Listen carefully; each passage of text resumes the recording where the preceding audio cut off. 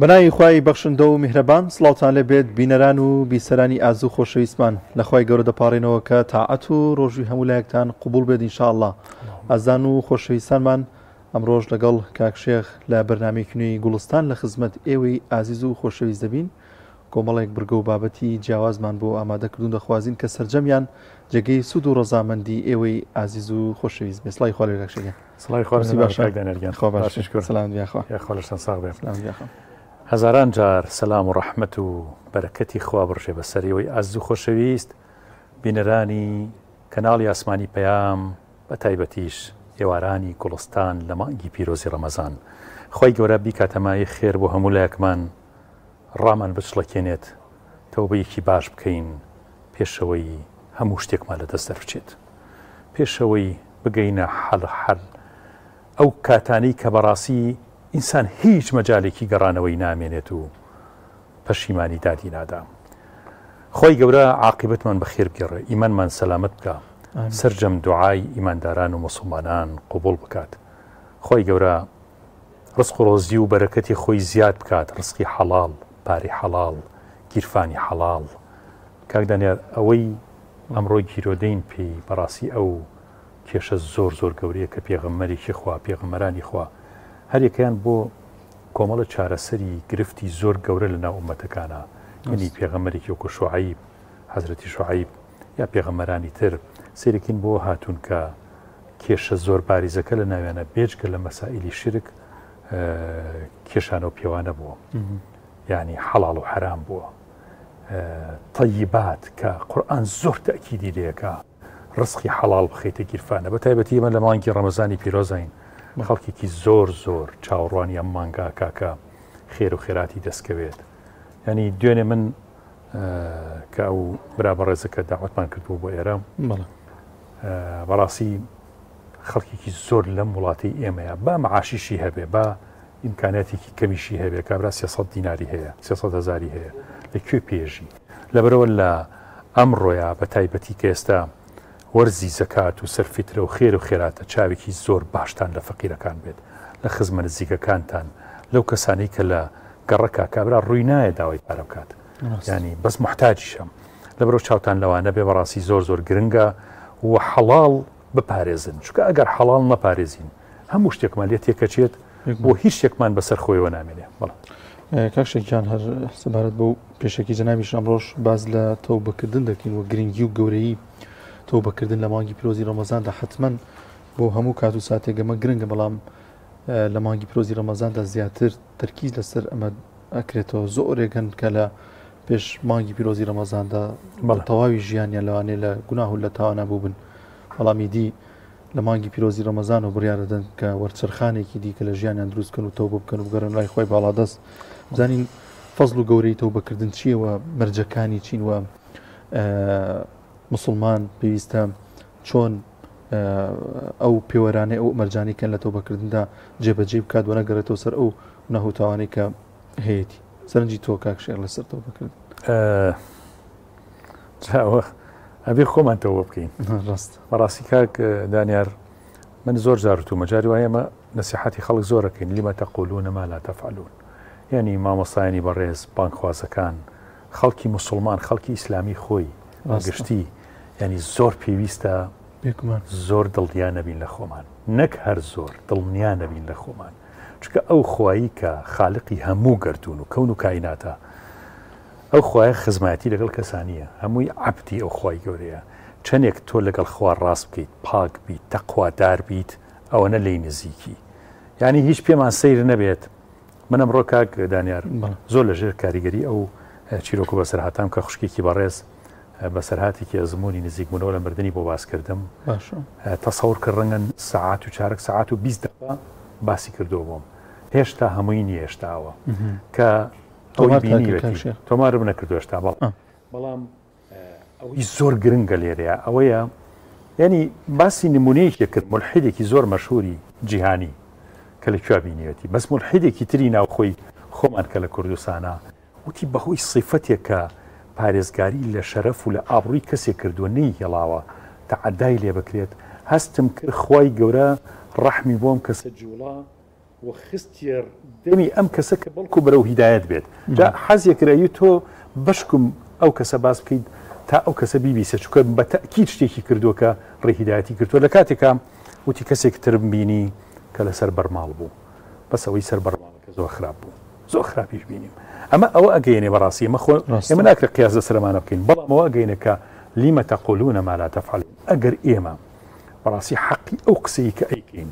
بە چاکی نەیکەین مزەحی نەبین قوربانی دەر نەبین لە پێناوی ئیمانەکەمانە والله قڕبەسەری هەر گەورە بۆ ئێمە ئیماندار و مسلمانە پێش خەڵکی تر کاشێکیان بابەتێکی دیکەمان هەیە بۆ بینەرازەکانمان باسی دەکەین ئەویش باسکردن لە باشترین ئەو خواردن و خواردنەوانەی کە لە مانگی پیرۆزی ڕەمەزاندا گرنگی پێ بدەین کە ئەمە زیاتر شارەزای هەیە لە ڕۆکناسی ئەم میوانەمان لەو مەجای خۆیان باس لەو بابەتە دەکات ساڵێکیان باسی لە بابەت هێگرگاشە زۆر تەقی و لە نێو کۆمەڵگایاویش گەڵای خار و لیمۆ بەسرا و باڵی دوو کوچا بەکاری بێنی حقەتەن من مەسیجەکانی بینی کە بۆی هاتووی و خەڵکێکی زۆر ئیسفادەی لێ کردبوو بۆ مەعیدە و کۆمەڵەشت ئەو باسی کرد جامڕۆ هەر میوانمانە و باز لە باشترینەوە خواردن و خواردنەوانە دەکات کە گرنگن لە مانگی پیرۆزی ڕەمەزاندا گرنگیان پێ بدەین کاکشی بابەتی جەنابی تۆ چی ئەمڕۆ ئینشاڵڵا بەوان باسکەین وەڵاهی بابەتی ئەمڕۆ ئێمە دوێنێ باسی وفاتی حەزرەتی عومەرمان کرد عومەری کوڕی خەتاب ڕەزا و ڕەحمەتی خوای لێبێت طبعا حەزرەتی عومەر لە حوجرەکەی پێغەمبەر صلی الله عليه وسلم هێژراوە کە وەسیەتەکە لە کۆتایی ژیانیا کە ئەزانێ وفاتەکە چونکە 3 ڕۆژ ئەو خەنجەرانی کە لی درابوو 3 ڕۆژ مایەوە لە جێگا ئیتر وردەورە طبعا زۆر کارەساتەکەی زۆر گەورەیە باسی حەزرەتی عومەر ئەفەرمێ هەموو خەڵکی مەدینە بۆ یەکریان داوای گردنازایی لە خەڵکە کرد ئەگەر حەزێتی کەسێکم ماوە ئەگەر کەسێکم ناڕەحەت کردووە جواب نێرێ بۆ حەزرەتی عایشەی خێزانی پێغەمبەر صلی الله عليه وسلم کە ئەگەر ئیزنە فەرمێت من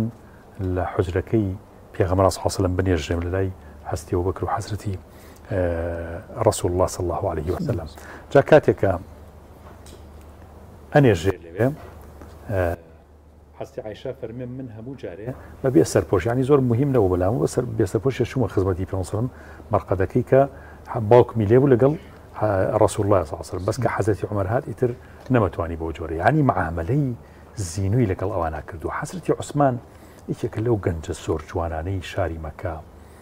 و تەمەنی 6 ساڵێک لە پێغەمبەری خوا صلی الله عليه وسلم کەمترە وەختی مسلمانە بێت یعنی مسلمانەتێکی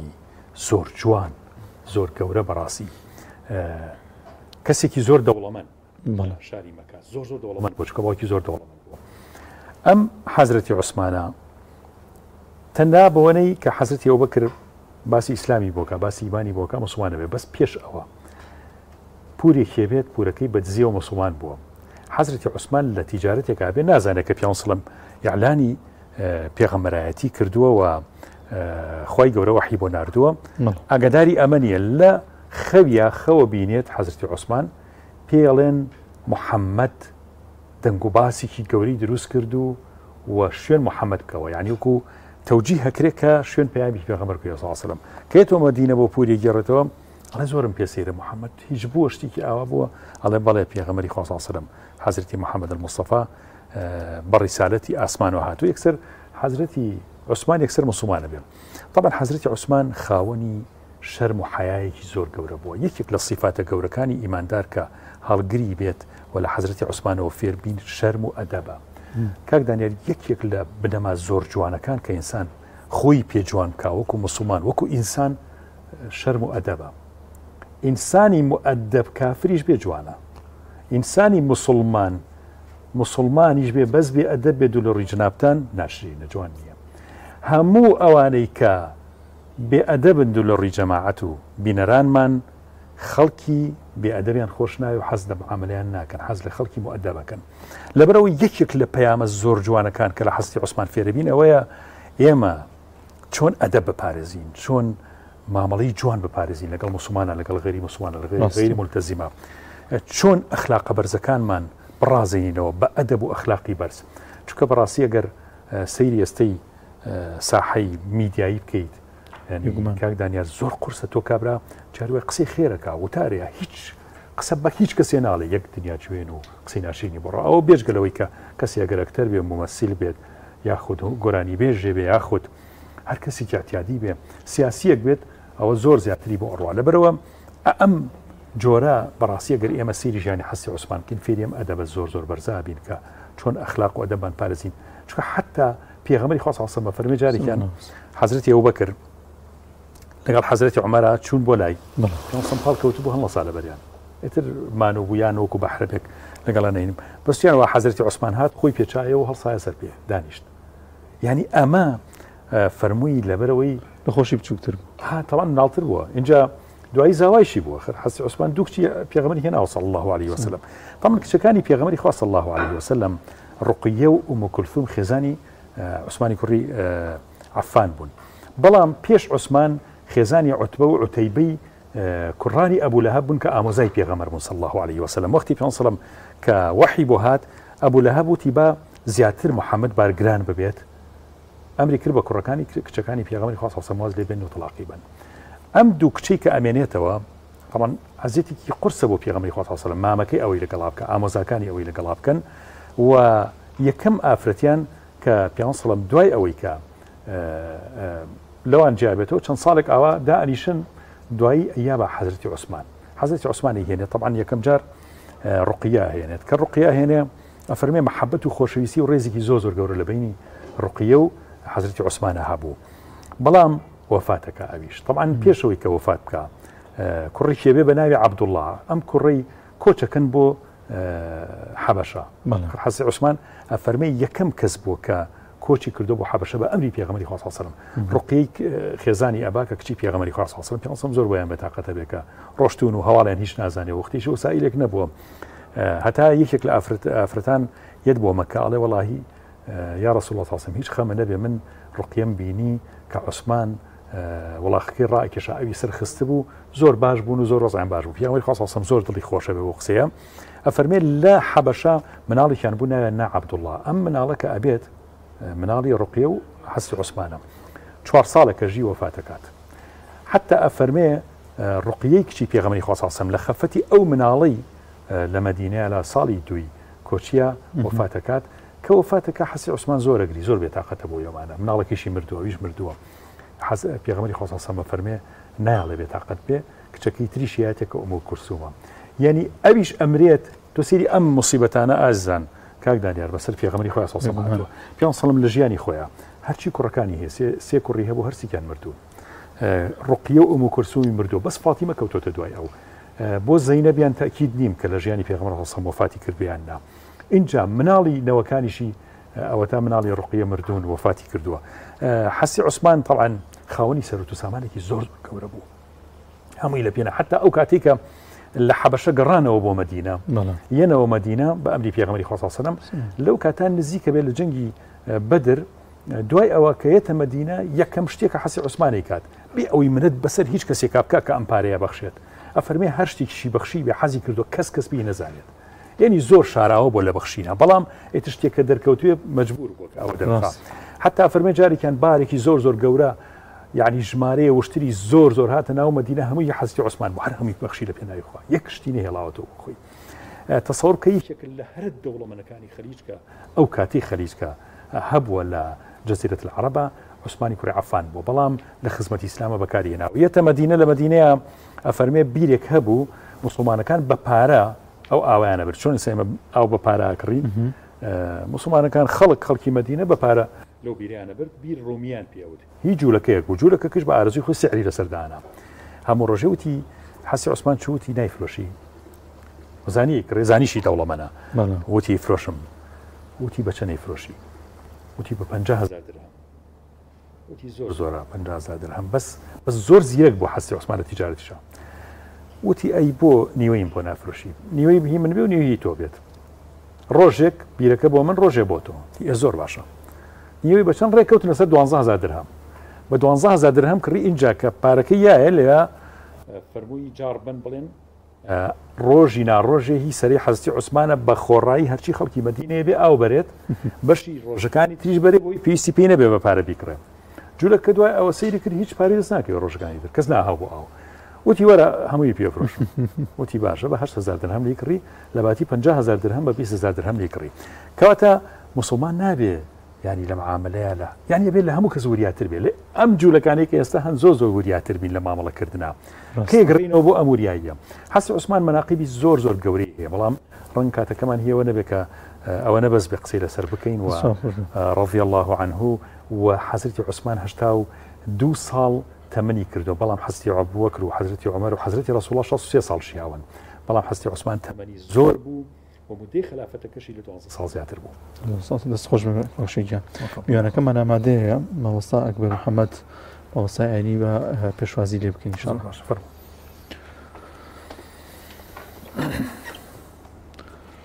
مامۆستا گیان فەرموو خوا بەخێر بێت سەر دوو چاومە بەخێر بێ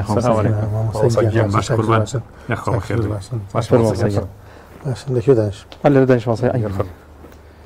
خوا بەخێر بێ مامۆستا گیان بەخێر بێ خوا گەورە بێت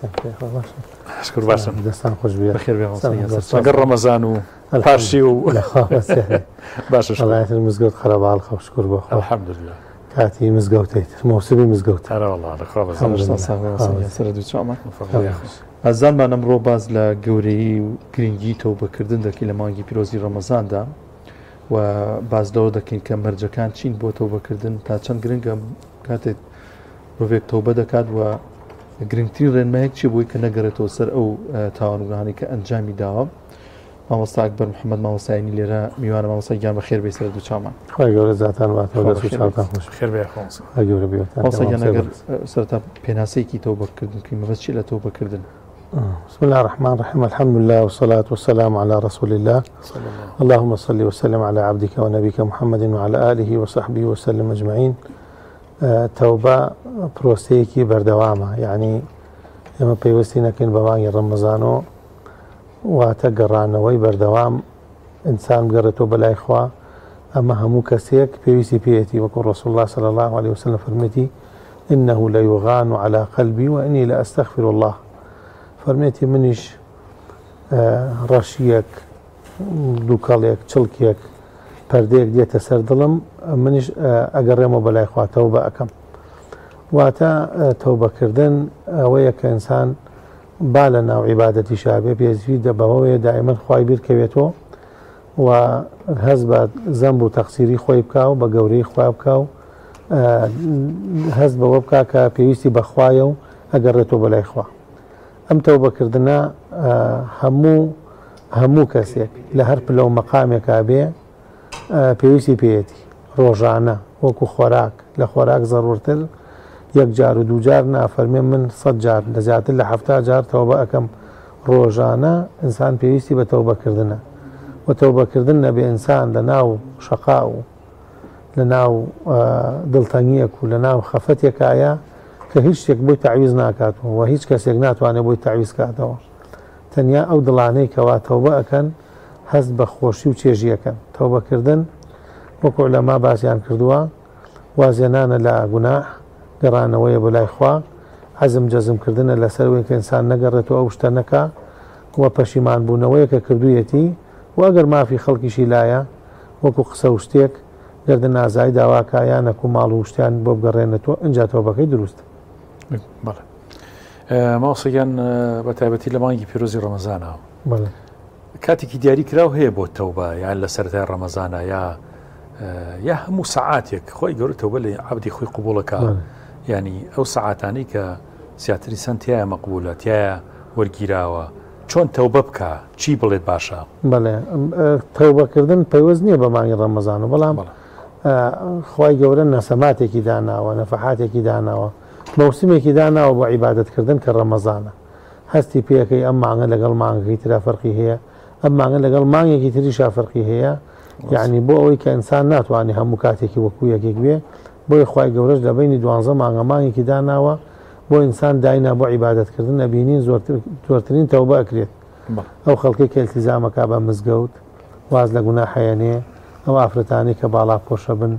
ئەو کەسانی کە ئامۆژەی مزگەوتەکەن کە نوێژیان نەکردووە نوێژەکەن ئەلە بەس ڕەمەزان نوێژەکە یعنی چۆن ڕەمەزان تەوبەیەکی کردووە ئەزانێت کە کاتی تەوبەکردنە ئەگینا هەموو کاتێک هەموو ڕۆژێک پێغەمبەری خوا صلی الله علیه و سلم لە نوێژی زوحای کردووە هەڵنەساوە تا 100 جار ئەستەغفر الله وأتوب إليه خوێندووە و بەیانیان چەند جارێک کردوێتی و ئێواران کردوێتی و هەموو کاتێکات بەر لەوەی کە بخەوێ ئەو تەوبانەیەکەوە ئینسان ڕۆژانەیە کە ئیکا مکەفیراتە بۆ گوناحەکانی ڕۆژەکان کردوێتی واتە پەیوەست نییە بە کاتێکی تر بەڵامەکو ئەبێ هەموو کاتێک ئینسانە ناو تەوبە بێ وەکو ئیمام ابن القیم زۆر درێژە و زۆر خۆشیش باسێکە بە چێش باسێکە فەرمێ خوای گەورە خەڵکی کردوێتە دوو بەشەوە ومن لم يتب فأولئك هم الظالمون هەر کەسێ تەوبە نەکا زاڵمە یعنی سێهەم نییە یا زاڵم یا تائبی یا أيها الذين آمنوا توبوا إلى الله بإيمانداران فەرمێ بگەڕێنەوە بەلای خوا ئیماندارە فەرمێ بگەڕێنەوە بەلای خوا وتوبوا إلى الله جميعا أيها المؤمنون ئیمانداران تۆبە بکەنەوە بەلای خوا چونکە ئەمە هیچ شتێک تعویزی ئەوە ناکاتەوە کە ئینسان بە تەوبەکردن ئەو خۆشی و چێژەی کە دێتە دڵیاوە ئەو گەڕانەوەی بۆ لای خوا هیمەتێکی پێدا و هەستێکی پێدا ئیمانێک چێژ لە ئیمانە بینێ کەس نایبینێ طبعا لەلای ئەمە ئەو کەسێک کە تازە دێ بۆ مزگەوت یانەکە و تازە نوێژەکە یا تازە خۆی داپۆشی یان مەسەلەن تازە تەوبەکە ڕەنگە کەسێک بێت خەیری سابقەی خراپێکین ئەی لەلای خوا يحب التوابين لەگەڵ ئەو کەسانەی کە تەوبەیان کردووە خوای گەورە یعنی کێ تەوبەی کردو خوای لەگەڵایە خوا خۆشەویستی خوایە ئیزەن ئەو کەسێک کە دوێنێ ئەمڕۆ تەوبەی کرد گوناحباری دوێنێ بوو کەچی لای خوا خۆشەویستە بێ ماوەسا زۆر جار شەیتان وەزوسە دروستەکە بۆ کەسانی کە تەوبە ئەکەن بۆی کە ئەڵێ تۆ بڵێ تۆبەکەم قبول بوو بێت تۆ بڵێ ینی ئەمە لە دڵیا دروستە بێت زۆر جار وای لێ ئەکات دوای ڕەمەزان ئەچێتەوە سەر تاوانەکە لەم کاتەیە بێت چی بکەوە خۆی ئەگەر نیشانەی ئەوەی کە خوا قبوڵی کردووە تەوبەکە یعنی کەسێکەوە تەوبەی نەکرد کە ئەوەیشی نەوت یعنی نەگەڕایەوە بەلای خوا نیشانەوەی کە خوای گەورە دەرگاکەی لێ نەکردوێتەوە نیشانەیەوەی کەوا ئینسان تەوبەکەی قبوڵە ئەوەیەتە وازی لە گوناحەکەی هێناوە پەشیمانە وەکو حەدیثەکە فەرمێ بخرێتە ناو ئاگر پێی خۆشترە لەوەی کەوا بگەڕێتەوە سەر ئەو گوناح و کوفرەکە کردوویەتی ئەوە نیشانەی ئەوەیە کە تەوبەکەی قبوڵ بووە ئەگینا لە بەردبارکردن وەکو ئیمامی عەلی فەرمێ یعنی ئاسانترە لەسەر کەسێک کە تەوبە بکە یعنی ئەڵێ هەرچیەکەی بەڵامەکو نوێژ ناتوانم نوێشکە هەرچیەکە مەسەلەن ناتوانێت خۆی داپۆشی هەرچیەکە مەسەلەن ناتوانێت بڵێ ئەستەغفر الله خوایە پەشیمانم کەوتت نیشانەوەیە کە قبوڵ بووە لەبەرەوە هیچ گومانێک نییە کە دەرگای خوا کراوەتەوە إن الله يبسط يده بالليل ليتوب مسيء النهار ويبسط يده بالنهار ليتوب مسيء الليل حتى يطلع الشمس من مغربها إن الله يقبل توبة العبد ما لم يغرغر تاوەکو سەعاتێ لەحزەیەک بەر لە مردنەکەی ئەو کاتە دەرگاکەی لە داخرێ ئەگینا هەموو کاتێک تەوبە قبوڵە با بڵێن هەموو شتێکیشی کردووە هەموو خراپێکی کردووە و لە مەسنەدا هاتووە ئەفەرمێ پیاوێکی پیر هات برۆکانی هەمووی سپی بوو پشتی چەمیاوە وتی یا رەسوڵ الله من هیچ نەماوە گوناحم نەماوە نەمکرد بێ ئێستا لەم تەمەنە تەوبە بکەم قبوڵە فەرمووی هەمووی قبوڵە فەرمووی وەغەدەراتی وەفەجەراتی زۆر نامەردیم کردووە زۆر خراپەم کردووە لەگەڵ خەڵک فەرمی وەغەدەرات و وەفەجەرات ئەفەرمی ئەم پیاوە کرد پشتی هەڵ کرد الله ئەکبەر الله ئەکبەر لە خۆشیایی کرد فەرمی وەغەدەراتی وەفەجەراتی چەندێ ناپیایی و ناپاکی و نامەردیشم کردووە مادام خوا لێم خۆشە بێ من تەوبە ئەکەم یعنی دەرگای خوا کەس ناتوانێت دایخا بڵێ وەڵات تۆبەی تۆ قبوڵ نییە و تۆ خراپەت زۆر کردووە و تۆ زۆر زانی تۆ خراپەت کردووە هەموو کەسێک بێتە خۆشەویستی خوا بەڵکو هەرچی خراپەت کردووە بێتە چاکە بۆ نمونە یوبەدیل الله سەیئاتیهم حەسەنات کەسێک بۆ نمونە لەگەڵ دایکی خراپە 5 ساڵە حەقی دایکی نەداوە خراپە بەرامبەر دایک ئێستا تەوبەکە ئەبێتە 5 ساڵ حەسەنات کردن بە شەرتێک تەوبەکەی صادق بێ بە شەرتێک نەگەڕێتەوە بۆ سەر عادەتی یەکەم جاری ئەفەرمێت چاکە خراپەکان یەکەین بە چاکە بووی بۆی تەرغیبە بۆ ئەو کەسانی کە نەڵێن وەڵات بەشمان نەماوە و دوا کەوتوین و تازە فریای هیچ ناکەوی ئەوسە مەرج هەیە بۆ تۆبەکردن وەرگاشیان مەرج هەیە ینی کۆمەڵی مەرجی تایبەت هەبێت کە بۆ کەسێک کە تەوبە بکات بەڵێ ئەو کەسێک کە تەوبەکە واجبە یەکەم جار تەبعاً پەشیمان بێت لەوەی کە کردوێتی چونکە ئەمە عەمەلی قەلبە بێ ئەو کەسە بە خراپی بزانێ یعنی ئەو کەسێک کە تەوبەکە ئەگەر هەر بە باشی بڵێ وەڵڵا ئێستا شەچمە سەری و دەسم خۆش بێ ئەوە تەوبەی نەکردو دووهەمە بێ وازی لێ هێنابێ ئەگینا بڵێ عەرەق لە دەستیا بێ بڵێ خوایە تۆبەی نەکردووە. سێهەمە بێ عەزمیشی بێ کە نەیکا، یعنی مەسەلەن بۆ نمونە بەڵێ نەگەڕێتەوە سەر ئەو تاوانە کەسێک نوێژی بەیانی ناکە، زەلامی وایە لە ژیانیا درەنگە خەوێ و نوێژی بەیانی ناکا ئەوان کە تەوبەکە بێ عەزمی بێ کە هەڵسێ بە نوێژی بەیانی ئەنجا لێ قبوڵ. ئەگەر مافی خەڵکیش بوو مەسەلەن ماڵ و سەروەتێک بوو بۆ نمونە برایەک میراتی خوشک و برای خواردووە ئەبێ بیانداتوە، مەسەلەن کەسێک حەقی خەڵکی لایە بێ بیگەڕێنێتەوە، بەوە پێ ناوترێتەوە بە مەسەلەن چه عومرێ بکە حەجێ بکە با هەرچی شەرتەکانیشی تیابێ مافی خەڵک بە شەهیدیش لا ناچی. ئەگەر لە حاڵەتێکە مافی مەسەلەن معنەوی خەڵکی لەلایە بۆ نمونە تۆمەتی بۆ شەرەفی کەسێک کردووە، غیبەتی کەسێک کردووە، سومعەتی کەسێکی شکانووە، ئەمە یان چه گردن ئازایی لێ بکە یانەکو دانیشێ بەقەدەر ئەوەی تۆمەی بۆ کردووە یان خراپەی باس کردووە غیبەتی کردووە دوعای خێری بۆ. ماوەسا کێشەی گەورە لە مەسایلی تەوبە ڕەنگە حەقوڵڵا ئاسانتر بێ لە حەق الناس. خۆی گەورە و کەسە لەوانی عەفوی بکە کە مودەتێکیش نوێژی لەکرد بێە ڕۆژوی نەگرت بێە شتێک لەو بابەتانە، بەڵام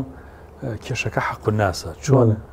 کەسەکە ئەم هەموو خەڵکە نازانێ غیبەتی کردووە بیری چۆتەوە یان نازانێ بوختانی بۆ کێ کردووە، بەردەوام قسەی کردووە، ئەم قسانە غەڵەت و گوناهی ژنێویە، ئەمە چۆن تەوبە بکا لێی؟ بەڵێ وەڵاهی دوو ڕێی هەیە لەوە، یەکیانەوەیە کە بچێت داوای گردن ئازایی بکە، بەڵام ئەو خەڵکە دیار نییە. بۆ نمونە کەسێکە لە ناو بازاڕە یەکێک بە ڕەوێن ڕێکا و یانەک و سەیری کەسێکە کا و جنێوێک هەڵەدا، ئەمە ئەبێ بەقەدەر ئەوەی کە جنێوی داوە یا غیبەتی کردووە یا بوختانی کردو یا چی کردو دوعای خێریان بۆ بکە، دوعای خێری بەردەوام بۆ خەڵکانە بکەکەوە ئەم مافی ئەوانی بردووە، چونکە لە قیامەتە هەرچی چاکەی بێ مفلسە بێ بەدیار یەتی وەقد سەب هذا وشتم هذا وقذف هذا مادامەک و قسە و جنێ و بوختانی بۆ خەڵک کردووە چاکەکانی بە کاتێکە بێتە خاوەنی چاکەی خۆی بێ دوعای خێریانی بۆ کردبێ ئینجا ئەچێتە جێگەکی. ئەمە بەبێ ئەمە پێی ناوترێتەوە بە هەروەها بڵێتەوە بە وازی لێنن چونکە ئەوە مافی خەڵکە و لە قیامەتا لێسێنن. ئەمەوەسە لە ئافکەک دەنێریان یانیسە کێشەیەک هەیە کە بە مسلمانان ینی بەڕاستی ئاگا هەمومان بەڕاستی ئاگداری ئەوە بین جار هەر لە زمینی سوحبەتکردن و نوکتەکردنە کاکدانیار نوکتە بە شارێکە کرێت ئەم لادێ بۆ لادەیی تر گاڵتە ئەکات بە لەهجەیەکە کرێت بە تێڕوانین بۆ شوێنێ، یعنی ئەمە ئایا تۆ ینی تەواوی ئەو شارە گوناهبارەبی بەرامبەر تاوی ئەو شارەیە ئەو لادەیە کە تۆ گاڵتت کردو پیان یا سوحبەتێکی کە پیان خۆش نییە ڕازینین پێی؟ غیبەتی عام یعنی ئەگەر شتێک باس بکرێکە بە عام باسی ئەو شتە بکرێ ئەمە لە حەقیقەتێکا بێ ئەمە غیبەتە، بەڵام زۆرێکی لەوانە بوختانە ڕەنگە ئەو نوکتەیە سینی بێ مەسەلەن با بڵێن شارچێتیە بێتە سلێمانی و هەولێریە بێتە سۆرانی و هەورامیە بێتە مەسەلەن کورد و عەرەبە بێتە چی و ئەمانە ئیتر هەمووی گوناحی ئەوانە لەگرێت چونکە خوای گەورە فەرمێ لا یەسخەر قەوم من قەوم، یعنی قومیت بە قومیت بۆ گاڵتەکە ئەسا یەکون و خەیڕە منهم کێ ئەڵێ تۆ ئەو لە تۆ باشتر نییە. بە تایبەتیش جا ناوی ئافرەتانی بردووە چونکە مەجلیسی ئافرەتان زۆربەی ئەوەیە ولا نساء من نساء عسى يكون خيرا منهم، چونکە ئەو گاڵتە پێکردنە ئەبێت هۆکاری ئەوەی کە گوناحەکەت چاکەکەت بۆ ئەو بڕوا و گوناحەکەی ئەو بڕوا ئەی ئەمە کەفارەتی ئەبێت دوعای خێریان بکە چونکە گوناحی هەمووی هەڵگرتووە. ماوسەک هیچ ڕاهێنانە هیچ شتێکەوە لەم کەسە بکات دوای تۆبەکردنی نەگەڕێتەوە سەر ئەو تاوانانی کە ئەنجامی داوە پێویستە ڕۆژانە چی بکات پێویستە تێکەڵاتی کێ بکات؟ شتێک نییە کە بڵێ یعنی ئینسانەگەیەتە 100% کە خەتە گوناح ناکە. تۆ تەوبەیەکی عام هەیە وەکو ئیمامی نەوەوی فەرمێ تەوبەیەکی عام ئەبێ ئەمە ئینسان هەموو کاتێ بیکە هەموو کاتێ بگەڕێتەوە بەلای خوا. تەوبەیەکی تایبەت هەیە بۆ نمونە وەکو باسم کرد مەسەلەن کەسێک نوێژی بەیانی ناکە یعنی هەروە فێر بووە و درەنگە خەوێ و مەسەلەن کاتی خۆی ئیشی بێ ئینجا هەڵەسێ بۆ ئیشەکەی و نوێژی بەیانی یان ناکە یان بە قەزای گێڕێتەوە کاتی خۆی نایکە. لا حديث فرمي ما من عبد إلا له بين الفينة وفينة ذنب كسيكني إلا توشي جناحك بها فتريك جاري يعني أم كسيك انت وبيكرجو لأنه نكردني بياني فتريك جاري هلا كيسي شيء شو كيو عادتي هر هي مثلا خەوی قورسە یانەکو مەسەن سەهرەی هەیە شتێکی وە کەسێک وایە مەسەن زمانی زبرە جنیۆ فرۆشە شتێکی لەو بابەتە چەندێکیش تەوبەی کردو جارجارێک هەر قسەیە فڕادا ئەمەش کەس نییە گوناحی نەکردی بێ و کەس نییە ڕان نەهاتی بێ لەسەر گوناحێک کە کردی بێتی ئەو ڕاهێنانە بۆ ئەوەیە کە زۆرترین کات ئینسان لە لای خوای گرت بێ و تەوبەکەی کرد بێ بەڵام جارجارێک دەگەڕێتەوە بووی جارجارێک بۆ نمونە ئەم کەسە فێری عادەتێک بوو ئەفەرمێ جارجارێک بۆ گەڕێتەوە ئەی چارەی ئەمە ئەفەرمێ گوناحت کرد تەوبە بکە هەگە گەڕایتەوە بۆی هەم تەوبە بکە ئەگەر گەڕایتەوە بۆی هەر تەوبە بکە ئەگەر 1000 جاریش بێ لا يمل الله حتى تملوا تا ئێوە وازنێنن لە تەوبە خوای گەورە وازنانە لە خۆش بوون تا ئێوە نەدەن لە دەرگا تا ئێوە مەگەر خۆتان نەدەن لە دەرگاگینا خوا دەرگاکات یعنی ئەمە بۆ ئینسان هەر یە ئزنێنێ با چەند جاریش وعدەکەی شکاند بێ تەوبەکەی شکاند بێ هەر ئەبێ بگەڕێتەوە باشترە لەوەی کە هەوار بڵێ بەخوا من تازە ڕۆشتم ئەمەشە فەرقی لە بینی ئادەم و ئیبلیسە هەردووکیان قسەی خوان شکان بەڵام ئادەم وتی ربنا ظلمنا أنفسنا وإن لم تغفر لنا وترحمنا لنكونن من الخاسرين هەر کەسێک لە دوای گوناح تەوبەی کرد ئادەمیە بەڵام هەر کەسێک وتی دەسم خۆش بێ ئەوە بزانە ئیبلیسیە لەبەر چی چونکە هەمومان غەڵەتەکەین بەڵام ئایا لە دوای غەڵەتا چی مەوقفێکتەی یعنی کیبرە ماوە ساگرستان تەوبە نەکات کبر پەیاکە عنادیە پەیاکە ئەنجام مبەڕیر دێنێتەوە بۆ خۆی هەموو شتێک مبەڕیری هەیە قال أنا خير منه خلقتني من نار وخلقته من طين مثلا ئیتر ئەمانە وای لێ کاتەکە ئینسانە تەوبە نەکە یا تەوبە تەخیرەکە سەعادەتی تاخیرکردنی تەوبە لەبەرەوەی کە مەسەن کەسەکە گەنجە یا کەسەکە لەشی ساقە جارێ مەسەن ئەڵێ ماومە ئەم جارە نا ئیتر ئەو ماوەش نازانێت کە ئێمە ڕۆژ نییە بە مردنی کەسێک خزمێک جەراوسەیەک حادیسەیەک ئەو کەسانە زۆربیان ئەمرن سوبحان الله زۆربیان پیر نین زۆربیان نەخۆش نین پیر زۆر کە مەمرێ لە چاوەی گەنج و ساق و ئەوانە و کە لە ناو جەنجاڵی ژیانی خۆیان بووە ئاگادارێک کاتۆ کەوا کەس لە مردن دوور نییە و هەموو کاتێک ئینسان ئەبێت تەوبەکەی حازر بێت چونکە نازانەکەی آخر سەفەرێتی آخر محەتەیەتی لە سەفەرەکەی ماوەسا لەم ڕەمەزانەدا زۆرێگەن بۆ نەتەوبە دەکەن کەم بۆ نەخانمان باڵاپۆشە بنیاد کەسێک نوێژ ناکات ئیدامەدان بەمە چۆنە بێت بەتابەتی بۆ خانمانی باڵاپۆش کە دواتر شەئەڵڵا بتوانن هەر بەردەوام بن حتمما دواتر لەوانەیە کۆمەڵی قسە و باسی نێو هاوڕێ یان کەسانی کە کاریگەریان لێ بکالەوەی کە ئێوە لێت نایە جوان نییە ئەمە تا چەند گرنگە ئەو ڕێچکەی بەرنەدا کە لە مانگی پرۆزی ڕەمەزاندا گرتوێتە بەر خۆی بەعام یعنی هەر باسی ئێمە ئەواکەن کە هەموو کاتێک ئینسانە بێ پابند بێ بە قسەی خوا و پێغەمبەر بەڵام کە لە مانگی ڕەمەزانە دێ دیارە خەڵکیش ڕێزێ لە مانگەکە ئەگرێ بەوەی کە هەندێک ئیلتیزام پەیاکە ئیتر پابندبوون بەمە نیشانی قبوڵە یعنی عولەما فەرموون نیشانی قبولبوونی ڕەمەزان ئەوەیە کەسەکەی لە دوای ڕەمەزانە بۆ نمونە شەوا لەگرێ شەشەڵا ئەگرێ لە دوای ڕەمەزانی شتێکی ناکە ئەمە نیشانی ئەوەیەکەوە کە ڕەمەزانەکەی قبول بووە ئێمە ناڵێن ڕەمەزانەکەی قبول نەبوو ئەو کەسێکەوە لە دوای ڕەمەزان وازی لێنی چونکە قبول و قبول نەبوون ئەمە لای خوایە ئیشی ئەمە نییە بەڵامەکو هیچ نەبێ ئەو کەسە مادامەکو شەرمی لە ڕەمەزان کردووە و تەوبەیەکی کردووە لە فترێکی کەمە و ڕێزی لەوە یعنی خوای بیرکەوتوتۆ ئومێ دەکەن کە وازی لێنێنێ و تەوبەکەی بەردەوام بێ ئەگەینە هەر لێستەوە بەتەما بێ لە دوای ڕەمەزان کەسێک نوێژ نەکا کەسێک بەتەمایە مەسەلەن بچێتەوە بەسەر بەزمەکەی خۆی لە دوای مانگی ڕەمەزان ئەوە تەوبەی نەکردەوە چونکە مەرجی تەوبە پەشیمان بوونەوەیە و عەزم جەزمکردنە لەسەرەوەی کە وازی لێنێنێ ئەگەر بڵێ من وازی لێنم دوای ئەوە نوێژ ناکەم ئەمە تەوبەی نەکردووە ئەمە خوای گەورە هیدایەتی دا ئینشاءالله ئێمە زیاتر وتارەکانمان لە کۆتایی ڕەمەزان باسیەوەکەین کە خەڵکی نەمۆسحەفەکان تەرک مەکەن مزگەوتەکان چۆڵ مەکەن و قورئانەکان خوێنن و جەماعەتەکانتان هەر بکەن و ئەوەی کە ئەو خۆی کە گردوتە لە ڕەمەزانە گران نەبوو ئەوە دەتوانی شەو نوێژ کە توانی ڕۆژوو بگرێت توانی خێر و سەدەقە بکەیت ئەتوانی خۆت داپۆشی هیچت پێ نەهات ئیزا نەتوانی هەموو کاتێک فەرمانی خوا لە تاقە و توانای ئینسانە هەیە ئەوە نییە بڵێ پێم ناکرێ و بەم ناکرێ بڵێ جوانی خۆی داپۆشێ خوای گەورە ئەوەی کە وتووە باشترینە جوانترینە جوانی ئافرەت لەوان نییە کەوا جوانەکەی بۆ خەڵکی دەرخا بەڵکو جوانەکەی بۆ حەڵالەکە بێ دەرخانە وەکو بۆ هەموو خەڵکی جوانەکەی ببینێ و هیچ شتێک لە قەدەری خوا ناگۆڕێ لە قسمەتی ناگۆڕێ مادامەکو خوای گەورە فەرمانی لەسەر نەبێ. بەڵێ مامۆسایەکی ئیمانداری خواناس هەیە ئەوەی جەناب ئەوەی بیرخستمەوەکە جەڵدەلی یاوە هەر بەگەرجی جەڵدەلی یاوە لە جێگایە فەرمووی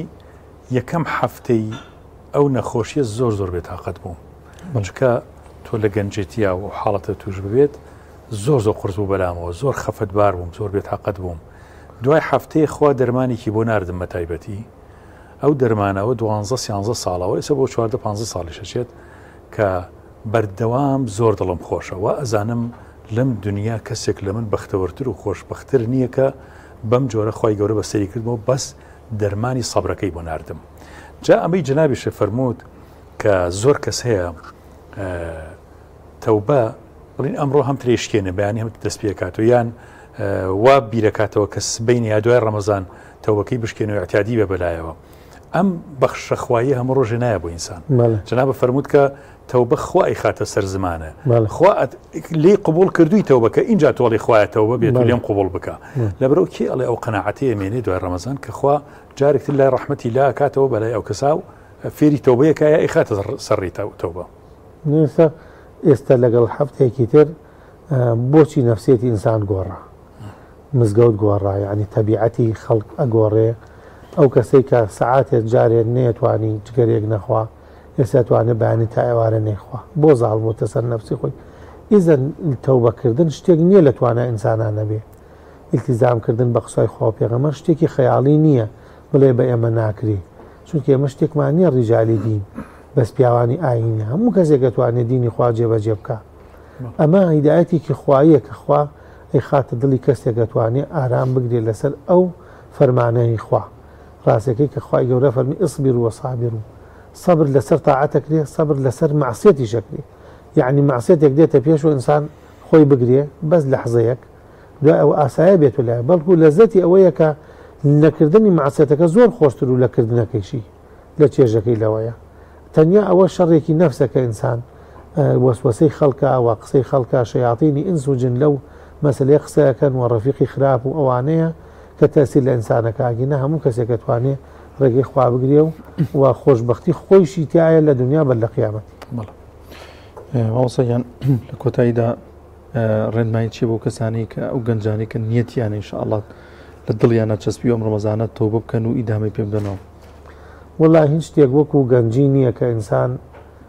بەهاری تەمەنە کە بیداتە خوا چونکە هەتا ماوە احفظ الله يحفظك کە لە کاتی توانا گەنجێک ئافرین لەو گەنجەی کە لە عمری گەنجایە و دڵی بە هەموو شتێکۆیە و هەموو شتێکیشی لە بەردەسایە بەڵام لە بەرخوا تەرکێکە لە بەرخوا ناڵێ مەسەلەن ڕەفیقێکی بانگێکا بۆ مەشروب خواردن ناڵێ قورحەی مەعیدەمە ئەڵێ ئینی خاف الله کەسێکی خراپ بانگێکا بۆ شوێنێکی خراپ بۆ فاحیشەیەک ئەڵێ ئینی خاف الله من لە بەرخوا نایکەم. ئەمە بەڕاستی هونەریەکە لەم زەمانە کە ئینسانێک خۆی بگرێ بەرامبەر حرام هەر کەسێکیش تووشی حرام بووە کە خوای گەورە تەوبەکەی بە نسیب کرد ئەو تەوبەیە نەشکێنێ خوای گەورە حەچی کردووە ئەی کاتە چاکە بووی ئەو هەموو خراپانە کە کردوێتی ئەیگەڕێنێتەوە بووی. ئێمە باسی جیلی سەحاباکەن جیلی سەحابە پێشتر پیاوی وای تا بۆ بوو مغیرەی کوڕی شوعبە ئەڵێ چەتە بوومە هەر کەسێک هەر قافڵەیەک بوو ئەیانم کوشت و ماڵەکەشیانەمە برد باشە یعنی پیاوی واتیە بۆ بۆ نمونە کچی زن بوو بە چاڵ کردووە یان لە جاهیلیەت تا مەسەن خەریکی بتپەرستن بووە یانەکو ئەنەسی کوڕی مالیکە فەرمێ لە ماڵێکا من مەیگەڕ بووم لە مەدینە کەسێک هاتووتی شایەتێ دەم ئێستا عەرەق حرام کراوە ئەڵێ ئەوەی کە پێی بوو ئەوەی ئەی خواردەوەی لە دەمیا بوو ئەوەی لە گۆزەکە بوو هەمووی ڕشاندو هەمویان ڕژا فەرمێ مەدینە یەک مانگ بۆنی مەشروبی هات یعنی هەموو ماڵەتیایە بوو. باشە کە شت گەیە ئینسان تەوبەی کرد کە گەیشتویە ئیتر تەواو بوو هەتا سیرەی هەندێک لە تابعین و لە محەدیسین کە ڕێگر بوونە مەشروبخۆر بوونە زیناچی بوونە هەموو شتێکیان کردووە بەڵام کە ئینسان تەوبەی کرد ئەگەڕێتەوە بەلای خوا ئەو چاکەیە ئەو ڕێگەیە بەر نەدا نەیفەوتێنێ خوای گەورە بۆی تەعویزی کاتەوە بە حەڵاڵێک کە لەو حرامە زۆر زۆرتر بوو ئەگەرەکو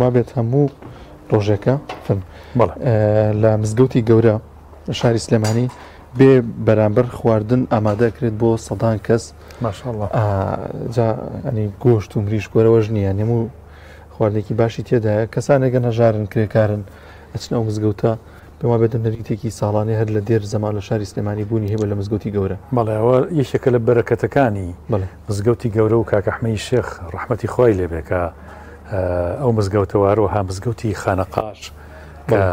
شوێنەواری مۆلەنا خالیدی نەقشبەندی ڕەحمەتی خۆی لێبێکە ئەم دوو ڕەمزە جوانە لە کوردستانە ئەم دوو طریقەتە مبارەکە لە کوردستانە بەڕاستی خزمەتی زۆر گەوریان کردووە و ئێستاش لە شوێنەکانیان نامەڕاستی خواردن تەوزیعکرێت تاسەوەر بکە کاک دانیار من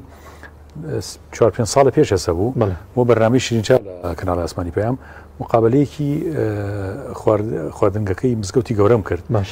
پیاوێک لەو پیاوانە حەزی نەکرد کە بناسرێ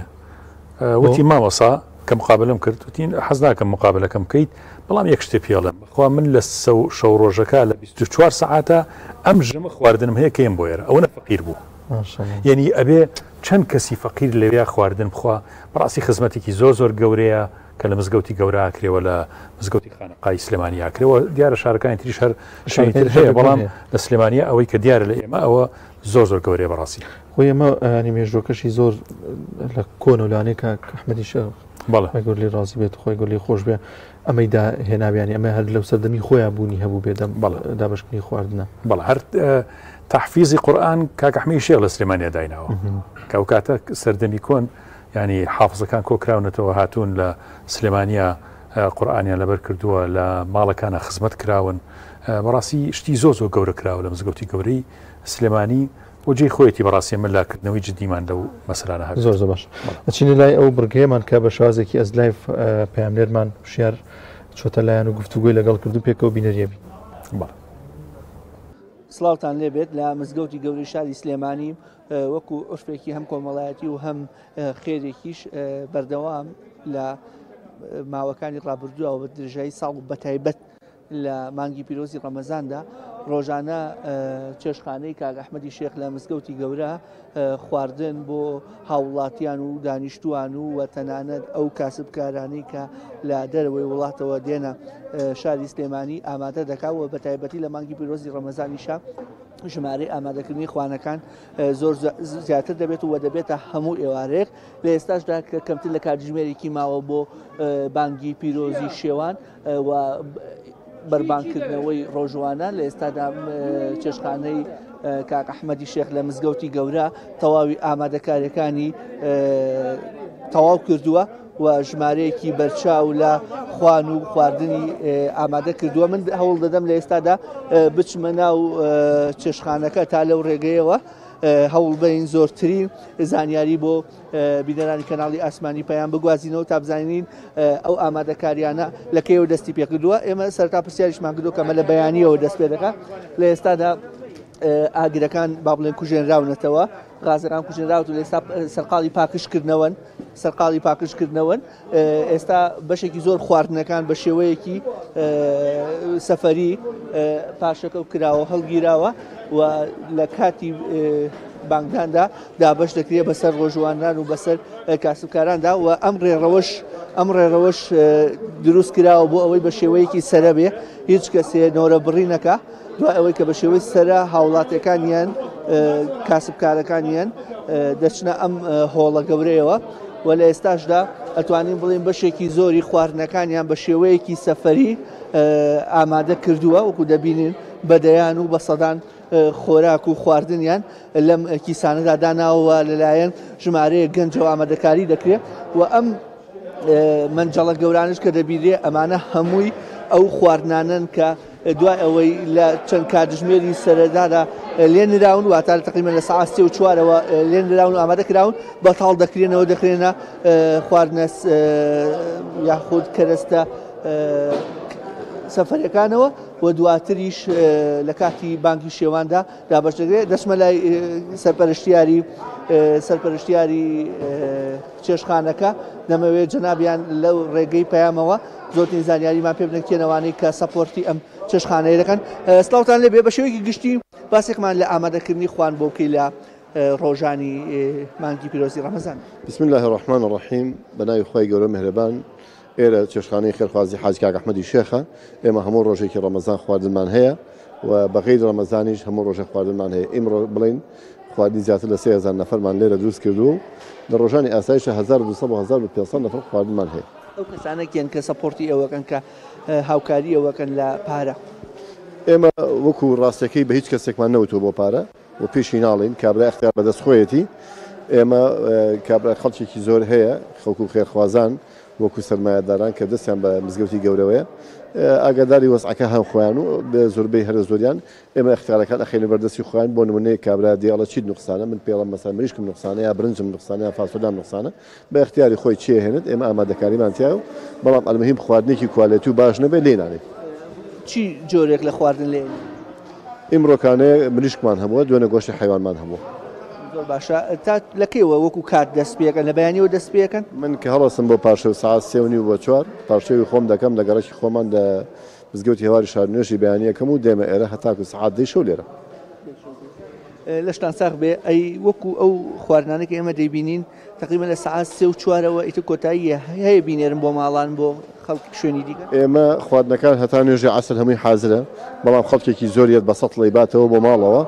لە نوێژی عەسر دەزەکەین بە تێکردنی سەڵتەکان ئەو عیلانی کە ڕووی ئەکەن ئێمە بە گوێرەی چەند نەفەر بێت لە عیلەکە هەیە 4 کەسە هەیە 5 کەسە هەیە 6 کەسە هەیە 3 نەفرە بە گوێرەی ئیمکانێتی خۆی مەسەن چەند کەس بێ ئێمە ئەوەنە خواردنی ئەدەینە و ئەیباتەوە لە ماڵە سفرەی خۆی پێدەڕازێنێتەوە و دوای ئەویشە مجموعەی قاپمان هەیە وەکو ئەم قاپانە کە پسێکەوین بۆ ڕخێرکی ڕۆژوان و ئەوانەی کە ڕوەکەنە مزگەوتی گەورە خەمڵانەی جەناب و ڕۆژانە چەند فەردە برنج لێنرێ ئێمڕۆکانە 300 کیلۆ برنج لێنراوە زیاتر لە 550 کیلۆ مریشک لێنراوە 85 کیلۆ فاسۆلیا لێنراوە ئەو سافەی کە لەگەڵتان بە خۆبەخشی یاخود بە لێبڕاوی لەگەڵ تا هاوکار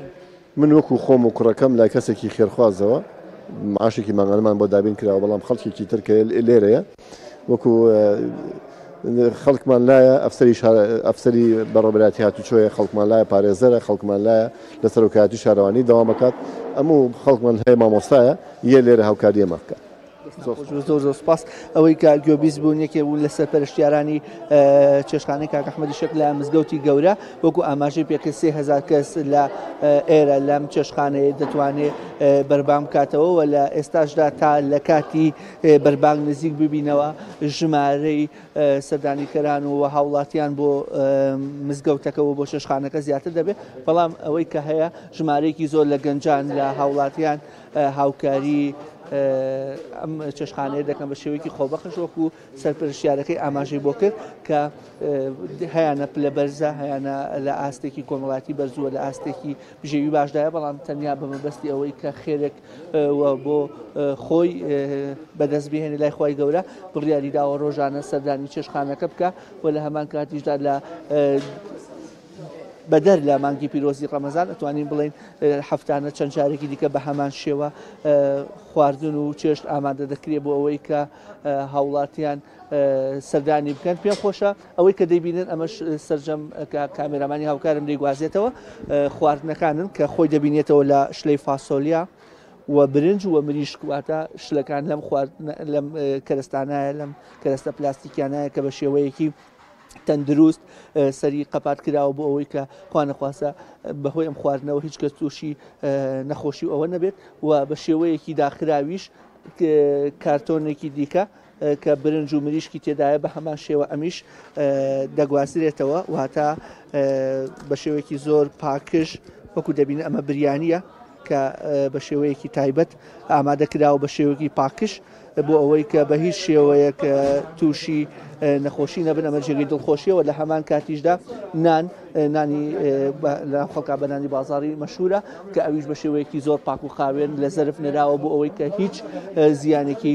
تەندروستی نەبێ وەکو وڵاتی چارچەند دڵخۆشی بەم کارەی چێشخانەی کاک ئەحمەدی شێخ لە مزگەوتی گەورە وەڵی من بە دڵی خۆم بە حەزی خۆم هاتم یارمەتیەکی ئەم بەرادەرانە بم لەم خێرە بەشێکی بچووک بەشدار بم کۆمەکی یارمەتیە بم بۆ ئەم خەڵکەوتەوە ئەمە بە کللتورێکی جوان دەزانی ئاو بەم شێوەیە هاوکاریکردنی یەکدیە و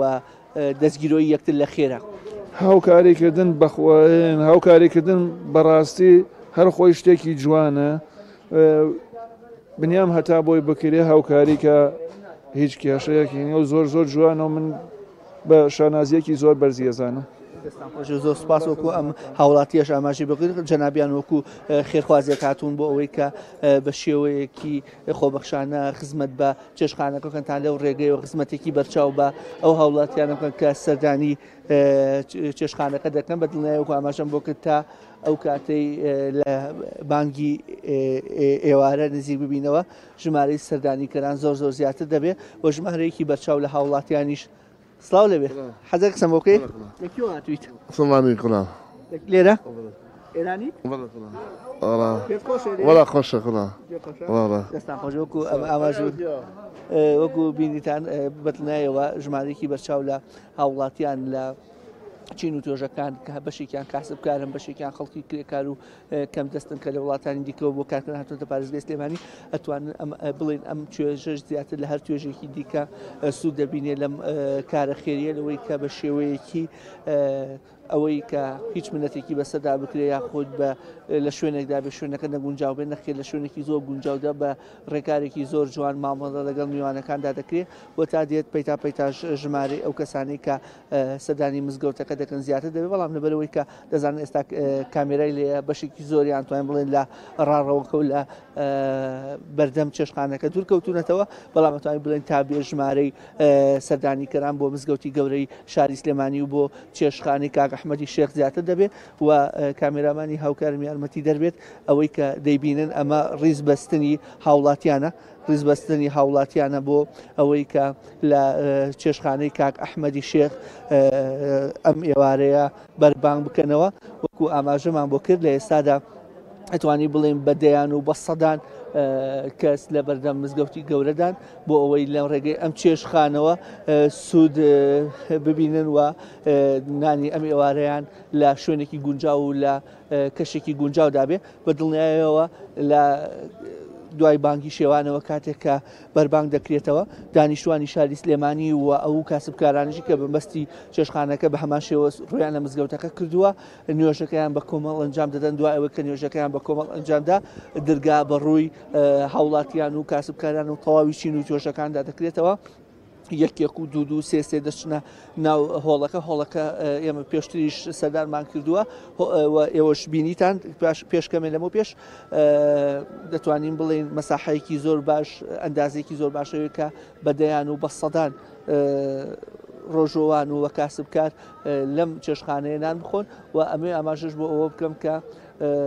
لە ماوەی ڕابردوودا بەردەوام سەردانیکردنی هاوڵاتیان بۆ ئەم چێشخانەیە تایبەت نەبووە بە شاری سلێمانی بەڵکو لە سەرجەمچین و توێژەکان پێکاتون و لە زۆربەی ئەوانەشی کە لەم چێشخانە دەخۆن بڵێن لە دەرەوەی ناوەندی شاری سلێمانی هۆکاری ئەمەش بۆ ئەوە دەگەڕێتەوە کە دانیشتوانی شاری سلێمانی دەیانەوێت ئەم خزمەتی کە دەیکرێت زیاتر ئەو چین و توێژە بگرێتەوە زیاتر ئەم چین و توێژە بگرێتەوە کە خەڵکی دەرەوەی شارەکەن و زیاتر محتاجن بۆی ئەوان سوودی لێ ببینن و بەشێکی دیکەشیان بە شێوەیەکی سەفەری خواردنەکانیان بۆ دەبەنە دەرەوە واتە لە ناو چێشخانەکان نایخۆن بەڵکو لە دەرەوەی مزگەوتەکە دەیخۆن ئەمەش بۆ ئەوەی کە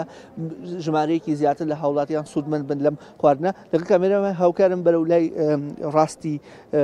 مزگەوتەکە دەڕۆم دەمەوێت زیاتر دیمەنەکان بۆ بینەرانی کەناڵی ئاسمانی پەیام بگوازمەوە کە ژمارەیەکی بەرچاو لە هاوڵاتیان و لە چین و توێژەکان سەردانی ئەم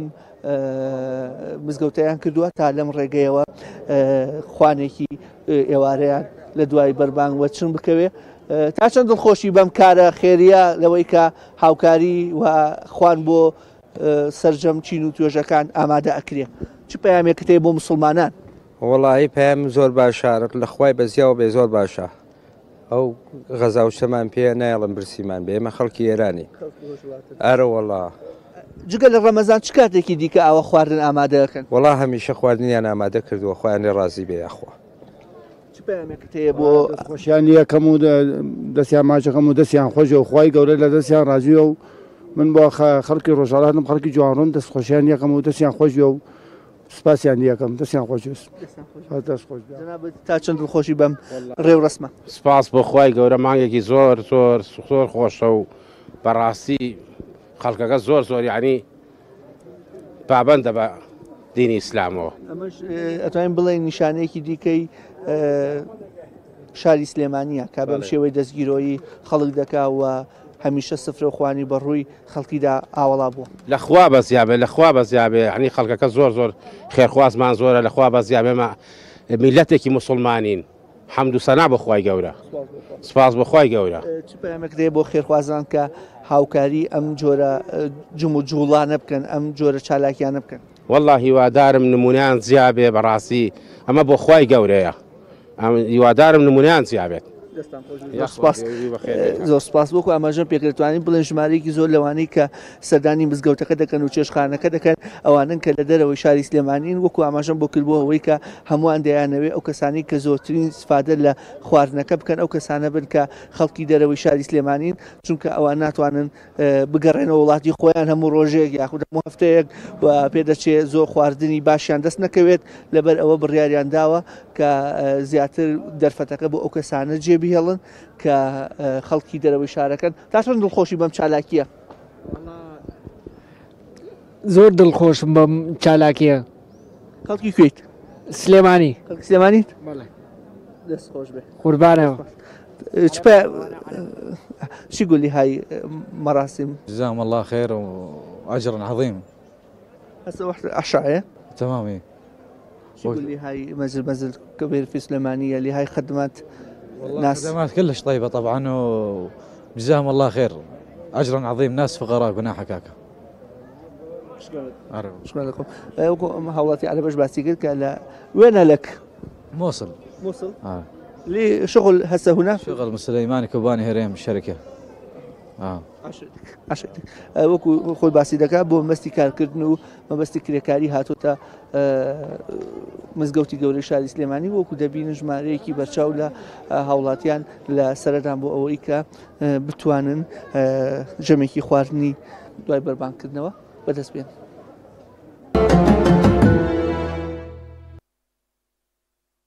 دووبارە سڵاوتان لێبێت ئازان و خۆشەویستانمان لە تەوەری دیکەی بەرنامەی گوڵستان لە خزمەت ئێوەی ئازیز و خۆشەویست دەبین. ئەم بابەتەمان تەندروستی و پەیوەستە بە خواردن و خواردنەوانی کە لە مانگی پیرۆزی ڕەمەزاندا گرنگی پێدەدەین لە دوای بەربانکردنەوەماندا باز لە گرنگترین ئەو خواردنانە دەکەین یاخود ئەو خواردنەوانە دەکەین کە پێویستە دوای ڕۆژوشکاندن گرنگیان پێ بدەین بۆی کە تەندروستێکی باشمان هەبێت. میوانێکمان دەبێت بەڕێز کاکە و ڕاستقادر و تەبێژی کۆمەڵی ڕۆگناسان و شارەزا لە بواری یا دەرمانی و ڕۆگناسیدا بە من بە خێراتی بکەم فراکشەیان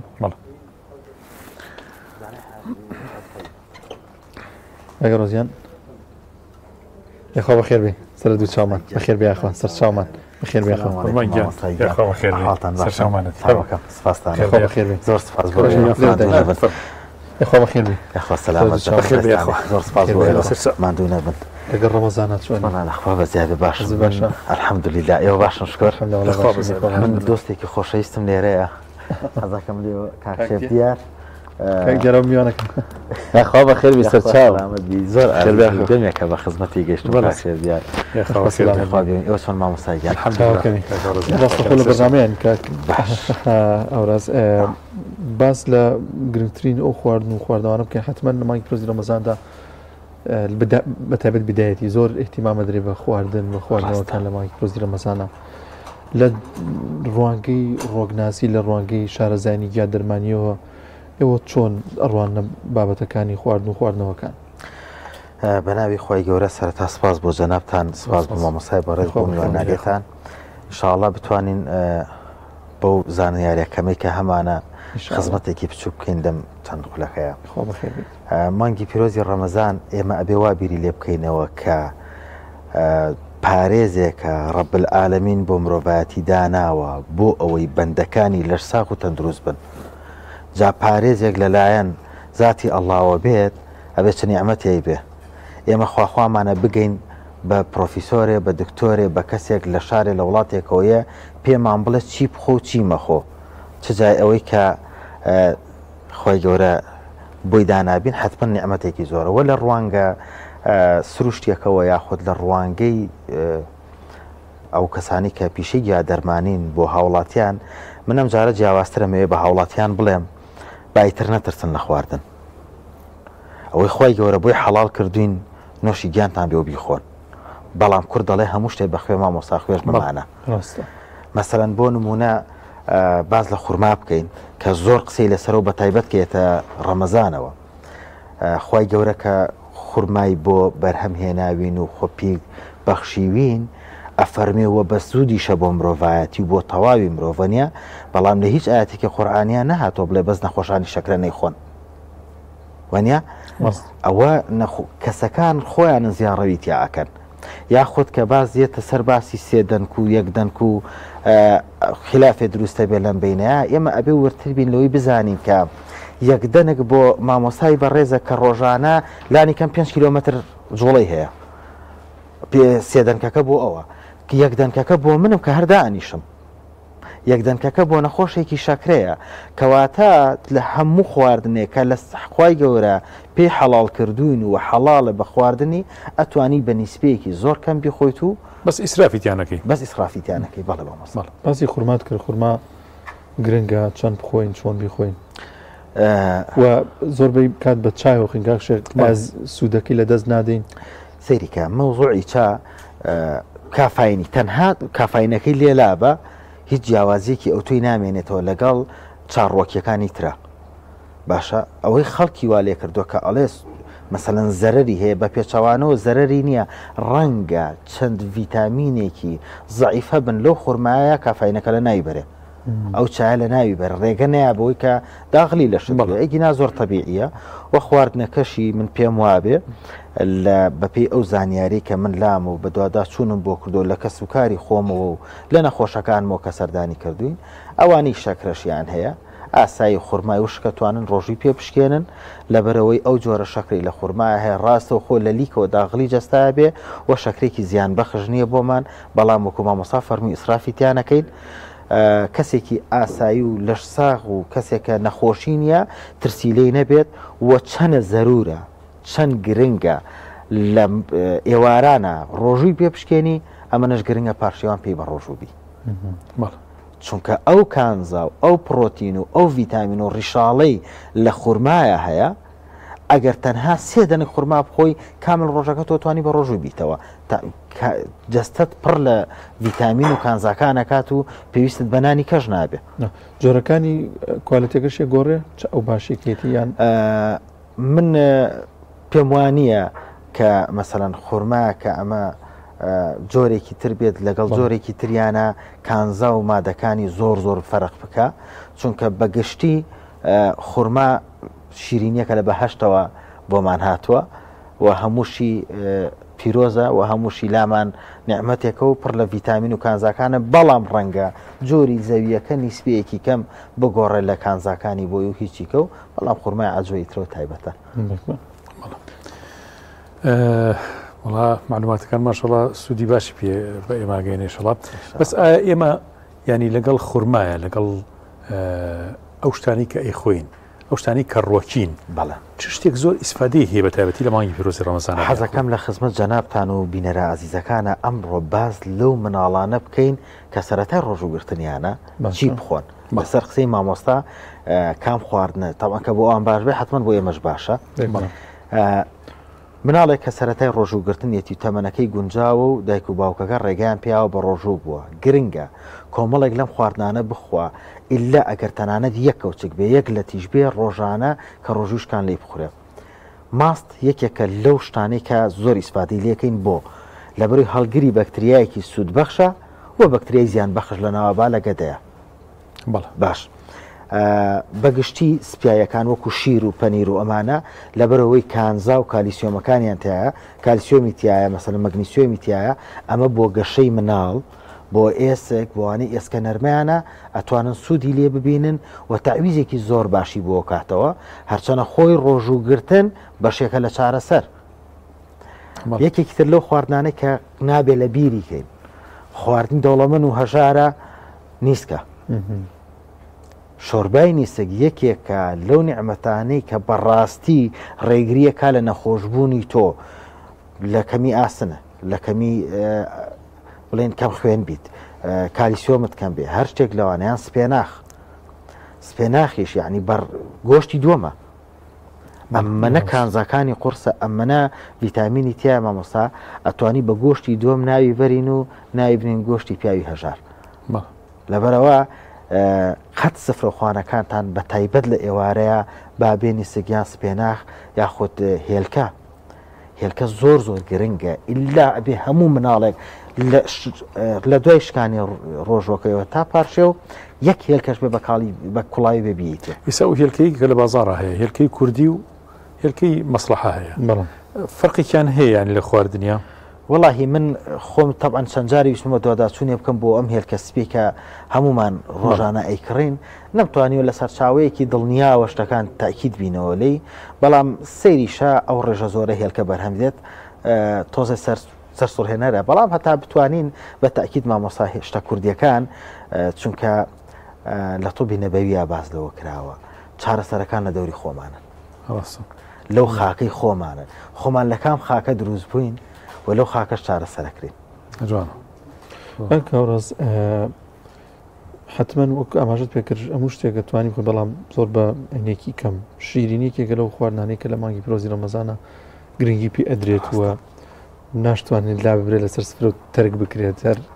بێت لە ئەندامێکی خێزانەگەر حەزی لێ ئەبێت بەتاکید ئەوەشی کە خۆی ئەگرێتەوە هەر پارچەیەکی لێخوا پێویستە چۆن ئەمە ینی بەکاری بێنین تا چەند گرنگە زۆر نەیخۆن زۆر ینی نەبێتە شتێکی سەرێکی خواردنە ڕئیسەکەمان پێ نەخورێ ئەگەر بتوانین ئێمە بەم سیستمە ئێواران نان بخۆین کە ئێستا بۆتان باسەکەم پشتیوان بخوا هەمومان تەندروستیمان باشە بێ و یەکێک لەو تەندروستیانی کە زۆر لی ئەترسین ئێمە زەختە شەکرەیە و سیستمی هەرسمانە ئەگەر تۆ لە دوای شکانی ڕۆژەکەت بە دەنگێک خورما و یاخود سێ دەنێک خورما و پەرداخێک ئاو هەستای نوێژەکەت کرد و کاتت مەجالەدا بەخۆ دەخولەکێک دواتر شۆربایەک بخۆی یەکێک لەو شۆربیانی باسمان کرد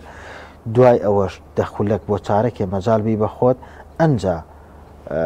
بتانی بێتە سەر سفرەنان بخۆی جا ئەو کاتاگەر حەزیشت لە شیرینی بوو لە تێک بخۆی زەرێکی وات لێ نایە و هەتا بکرێ بە خورما بە توی وشک بە هەنگوین بە دۆشاو قەرەبووی ئەو شیرینیانە بکەیتەوە کە حەزمان لێتی بۆ ئەوی بەری دڵمان بگرێت حەزمان لێ نەبێت بەم شێوازە ئەتوانین سوود لە ڕەمەزانەکە و لە شیرینیەکەش و لە دەستەمان ببینین بە بەردەوامی وتراوە ئەو کەسانی زەختیان بەرزە چی بخۆنەوەوانەی شەکریان بەرز ئەی باشە باسیوانەکەوانی دائەبەزن ئەوی شەکرە و زەختیان دائەبەزێ ئەمانە داماون کەس نییە باسییانکە دابەزین ئەم دوانش کارەساتە مامۆستانی تۆ شەکرەیەکێ دابەزێ زۆر تووشی شۆکە بێم کەسە ڕەنگە تووشی لە بیرچوونەوە بێ من لێرەوە بە ئەو خۆشەویستە و ئازیزانە ئەڵێم ئەوەی کە شەکرە و زەختیان زۆر دائەبەزێ و بە ڕۆژوشە بن لە کاتی پارشێ و ئێواران یەک پیاڵە لە چای ڕەگی بەلەک کە پێی ئەوتێ عەرەق سووس شیرین بەیانیشی پێ ئەڵێن یەک پیاڵە لەو چایە بخواتەوە ئینشاءڵڵا ئەو ناڕەحەتی لەسەر نامێنێت ئەمە یەکێکە لە چا زۆر باشەکان و ئەو کەسانی کە دەرونیان ئاڵۆزە با لە جیاتی چای پڕ لە کافاین و چاڕەشەکە با چایەکی ڕیحانە بخۆنەوە چەند چایەک لە شەوەکەیە و ئەو کەسانی کە شەکریان زۆر بەرزە بێتەوە هەستەکەن لە دوای نان یا شەکری ڕۆژانیان چای دارچینی نۆش بکەن چونکە خواردنی چایەکی دارچینی یارمەتیدەرە بۆ کۆنتترۆلکردنی تاڕادەیەکی باش ڕێژەی شەکر لە خوێنە و هەموو ئەمچانی باسمان کرد سیستمی هەرسیش ڕێگەخەن ئەگەر دارچینیەکە تێکەڵی چایەکە بکرێ باشە سوودی خۆی هەیە بەڵام وەکوتم هەندێک جار چا بەعزێک لە ئەو ڤیتامینە زەئیفانە ئەو کانزە زەئیفانە ڕەنگە لە ناو ببات باشتر وایە ئێمە خۆی بکەین بە چایەک یا زەنجەفیل بکەین بە چایەک بۆ وانەی کێشەی گەدایان هەیە برین نا بە زەوانەی کێشەی بەکتریان هەیە یاخۆت هەوکردنی و ساردبوونەوەی گەدایان هەیە بە تایبەت ئێمە لەم وەرزەیەین ساردە و جەستەشمان سارد دەبێتەوە نان ناخۆین باشتر وایە ئەوانەی کە شێفن و ئەوانەی کە لە ماڵەوە خواردن ئامادە ئەکەن تەواوی بەهاراتەکان بەکار بهێنن لە ئاڵەتی ڕەشەوە لە زەردەچەوەەوە لە چیوچەوە بۆ ئەوەی کە جەستەمان گەرم بێتەوە بتەوبین بێگومان پێش ڕەمەزان کاک جەلال میوانمان و کاک جەلال سەید باسی لە زەڵاتە کرد کاک شێخ وتی سرکە و ڕووبەهەنار و زەیتی زەیتون تێکەڵی زۆر زۆر سوودی ئەمە چاچەگرگە لە زەڵاتەکانمانە بوونی هەبێتەوە جەنابی شاگە ئەگەر هەموو ڕۆژێک ئەو شتانە بخۆی دڵنیاتەکەمەوانێت تەندروستی بەرەو باشتر چێ خراپ نابێ و 100% پشتیوانی قسەکەم هەر کاتێک کە زەڵاتەیەکتان ئامادە کرد ئەگەر بۆ نمونە من بە ناوی چەند شتێک بڵێم لە حزور جەنابی شێفە بۆ زەڵاتەیەک مەسەڵەن کاهوویەک و خەیار و تەماتە و تۆزێک سوزانم شتێکی تر ئەڤۆگادۆیە کە دوورت کردووە لە ناو قاپێکە پێویستە زەیتی زەیتون بکرێ بەسەریە یان سرکەی سێو یا ڕووبی هەنار ئەگەر تێکەڵی ئەمەد کرد و خواردە بۆ نمونە بڵین بە سرکەی سێو خواردم لەگەڵ زەیتی زەیتون و لەزەتێکی زۆر خۆشم لێبینی ئێم چی یەکەم بۆ ئەوەی لە ڕووبە هەنارەکە بێ بەش نەبم ڕووبە هەنارەکە تێکەڵی ئەو پەرداخە ئاواکەم کە لەسەر سفرەکە دامناوە سرکەی سێوی ژەر ئەکرێت سرکەی سێوەکەش ئەبێت هەمانە حەزی لە بیپسیە ئەڵێ من نان خواردن بەبێ بیپسی ناتوانم بۆرە لە جیاتی بیپسیەکە یان سرکەی سێو یان سرکەی ترێ یا خۆت ڕووبی هەنار ئەم ینی لەسەر سفرەکەت هەم ڕازێنێتەوە هەم تەواو سروشتیە و تەکیدیشی سوودێکی تەندروستی زۆر باشی هەیە بە بەردەوامی یارمەتی سیستمی هەرستەیە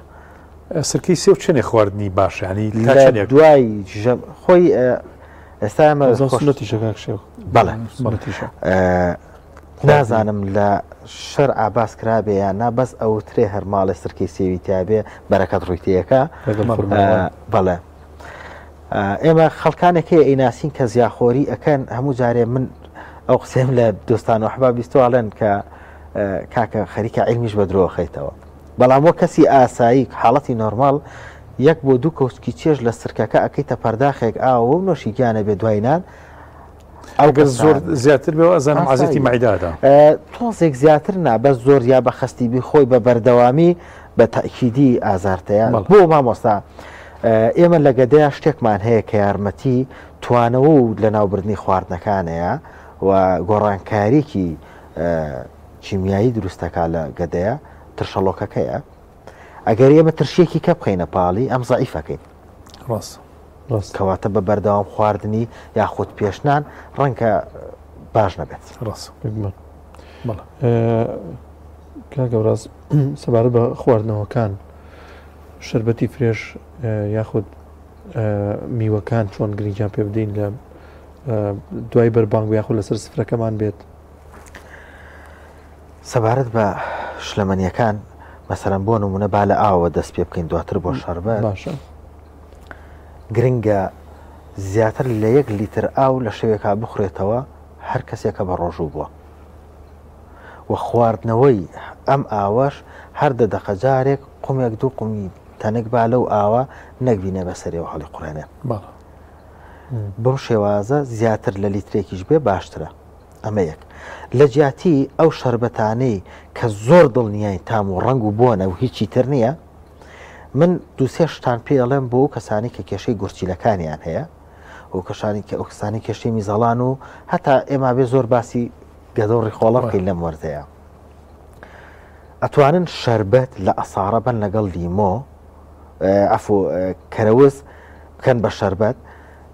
دەستکێ کەرەوز و دەستکێ مادەنووس 1 تا 2 لیمۆ بەبێ دەنک بەس بە توێکڵەوە لە ئەساری بن 1-2 پەرداغاوی تێ ئەکرێ سەوزێکی زۆر جوان دەرەچێ و بیپاڵێون کەواتە شەربەتێکی کلۆرۆفیلی سەوزی جوانمان دەستکە و بە تامێکی ترش دواترە توانی بە هەنگوین شیرینیکەی لەگەڵ ڕۆژوتشکان تا پارشێ و ئەتوانیت پەرداخ کوب لەمە بخۆیتەوە تەندروستێکی باشەیە بەکێ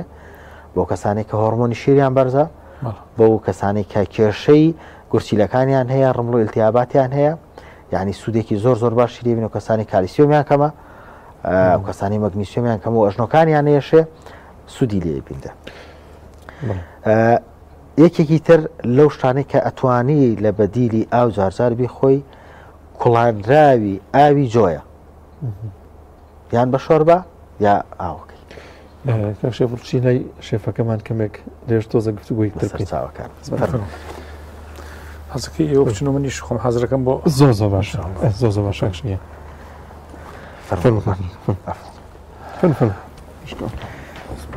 کاکەشێ سڵاوت لێ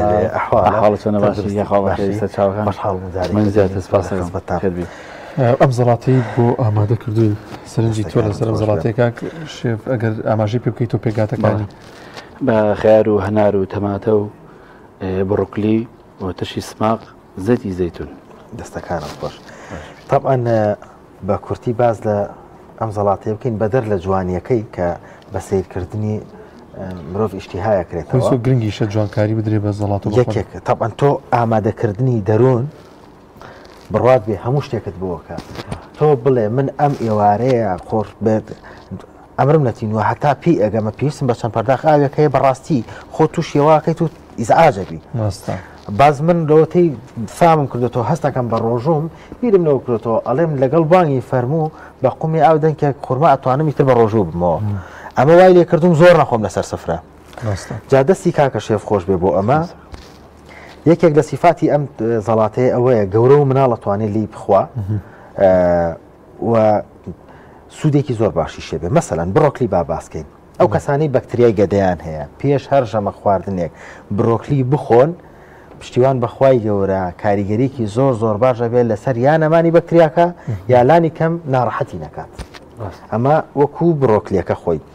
سەبارەت بە هەنارەکە ئێمە هەمیشە وتومانە هەنار طبعا حەدیثێکی لەسەرەکە پێغەمبەرگیان صلی الله علیه وسلم ئەفەرمێ لە هەر هەنارێکە ئیلا دەنگێکی لە بەهەشتەوە هاتووە کەواتە خواردنی ئەمەش ڕەنگە سونەت بێ و ڕەنگە باشتر بێ بەڵام بۆکو مەسەلەی تەندروستیەکە بۆ سیستمی هەرس و بەرگری لەش زۆر زۆر باشە بەرگری لەشمان بەهێزەکە لەگەڵ لیمۆکە پێکەوە ڤیتامین سیان تێدایە زینکیان تێدایە ئەمەش لێ هەمووان معلومە کە یارمەتی دەرێکی زۆر باشە ترێکە باسکەین باشترین چارەسەر بۆ کەسانەی کێشەی چەوری سەر جگەر و یاخود ناڕێکی ئەنزیمەکانی جگەریان هەیە ترەیە سوودی زۆرە سوودی زۆر زۆری هەیە خوا دەستت خۆش بێ زەڵاتەکەش ئەو نینانی تایە کە ڕێژەی ئاویان زۆرە ڕیشاڵ و ئاو بەڵێ کاگەوراز کە لە سپۆنسەرەکان زەیتی کاشەیە زەیتێکی خۆماڵیە بە بچای خۆمان چوینەتە ئێوانی خۆماڵی ینی ئەو گلۆبڕۆژە ئەیکەنبەوە تا چەند گرنگە گرنگی بەشتی خۆماڵی بدەین شتی سروشتی یعنی ئەمە هەر بۆنی بکە یەکسەر ینی ئەو نەبێ بڵێم سپۆنسەری بەرنامەکەی وەڵام حەقەت ینی بۆ شێوازەیە بە تەئکید من خۆم بەکارم هێناوە لە ماڵی خۆمان زەیتی کاشۆ بەڕاستی ئەم بەرهەمە خۆماڵیانە ئەم کارگە خۆماڵیانی کە لە کوردستانە بوونی هەیە لە زەیتەکانەوە لە ئەوتکەکانەوە لە سرکەکانەوە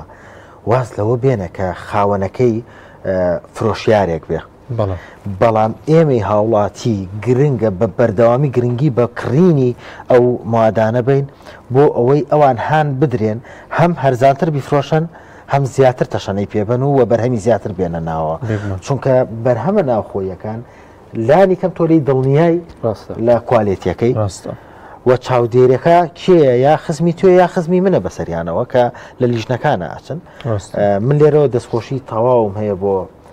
خاوەنی کارگەی کاشۆ و بۆ بیرۆکەکەی بەڕاستی زەیتێکی زۆر ناوازە و نایابە و دەستی ماندووبوونیانە گوشم لەشی ئێوە ساخ زەیتتان کردوتە سپۆنسەر دەستی کاکە شێفش ئەگەر ڕازێ میچمان نەماوەگە تۆ شتێکی دیکەت ما بێت ئاماژەی پێ بکەی من لە خزمەت تابین خزمەت لێمەوە من دەستخۆشی تەواوم هەیە بۆ جەنابتان و مامۆستا و کاکشێف و ئەو ئازیزانی پشتی کامێرە هیوای لەرساغی بۆ هەموو ئازیزێگە خوازین کە بە ڕۆژووە ئەمە یەک قسەی کۆتا بە ئەو خۆشەویستانە بڵێم کە لە ڕەمەزانە ترسن ڕەمەزان چارەسەرە نەک نەخۆشخەر و پێویستە هەمومان بۆ سیستمەیە بڕۆین بزانین چەند چاکە بۆ بەرگری جەستەمان بەسشاو خۆش بێ کاکە و ڕاستات بۆچی قەیچەکە لە بەرنامەکان ڕسمێک بگرین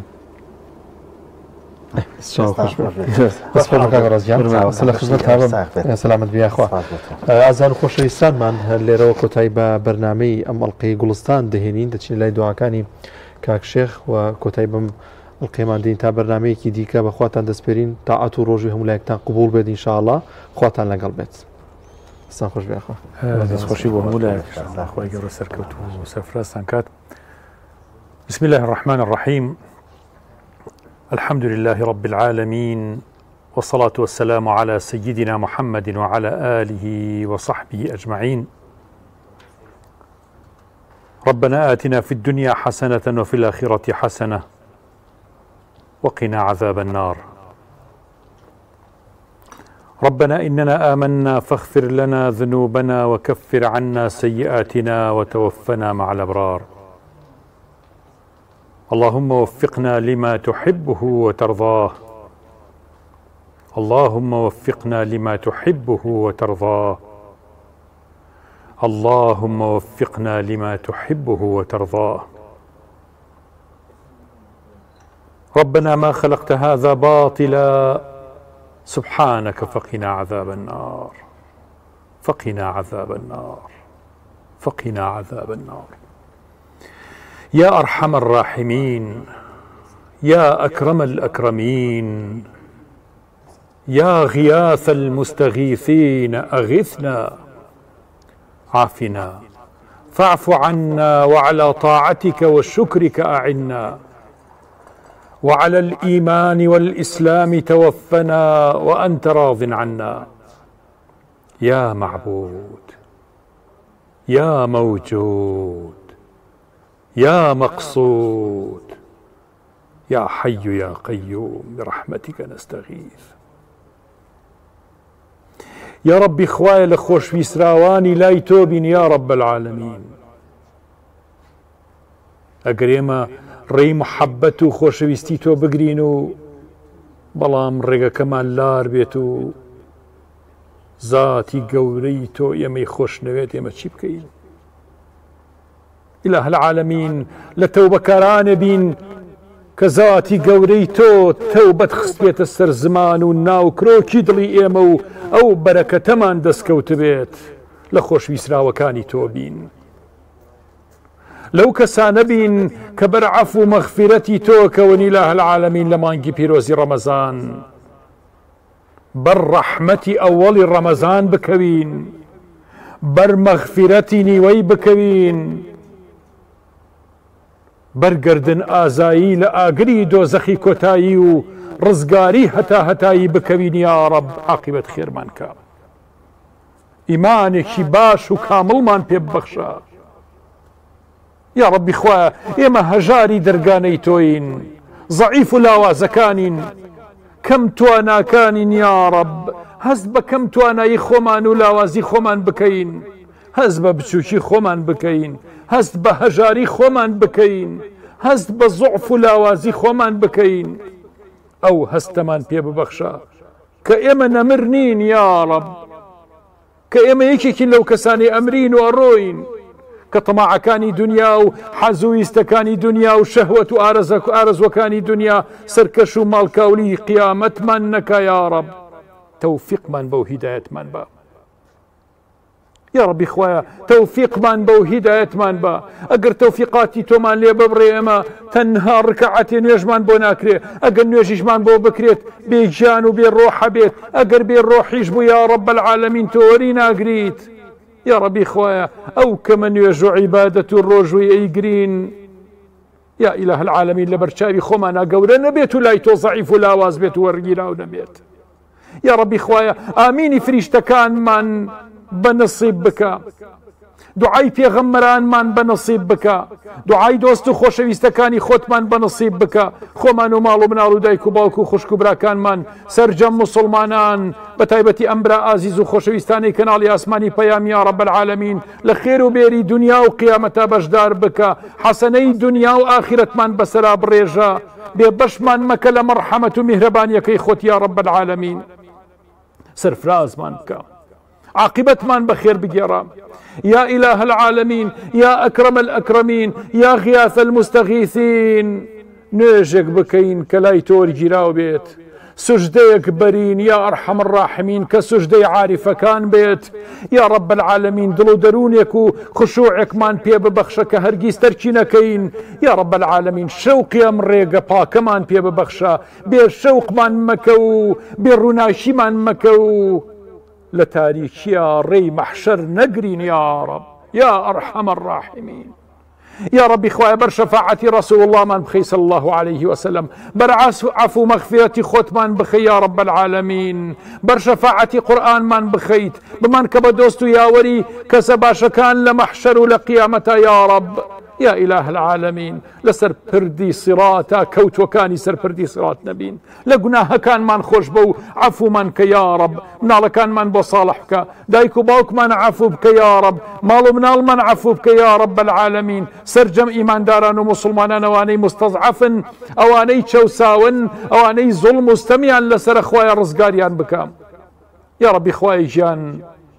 هاوڵاتیان و خۆشەویستان و هەرچی کوردێکی هەر پارچەیەکی کوردستانە یا رب العالمین لهر شوێنەکە يا أرحم الراحمين رحمي بيبكى يا ربي خوا لەژێر چەوسانەوە و لەژێر زوڵم و ستەما ڕزگاریان بکە و یا ربی خوایە فەرەحیەت و ڕفاهیەت ڕوو بکاتە وڵاتەکەمان و جارێکی تر ئەم میلەتی کوردە و ئەم کوردستانە خۆشەویستەمانی ئیلاهە العالەمین لەژێر چەپۆکی زاڵمان و ستەمکاران و داگیرکەرانان نەناڵێنێ یا رب جارێک تر ئەنفال و کیمیاباران نەبینینەوە یا رب العالەمین جارێک تر ستەمی زوڵم و ستەم زاڵمانمان بەسەرەوە نەمێنێ یا رب العالەمین ئیلاهە العالەمین سەرفرازمان بکە و ئەم میلەتەمان سەرفراز بکە یا رب تەوفیقمان بە و هیدایەتمان بە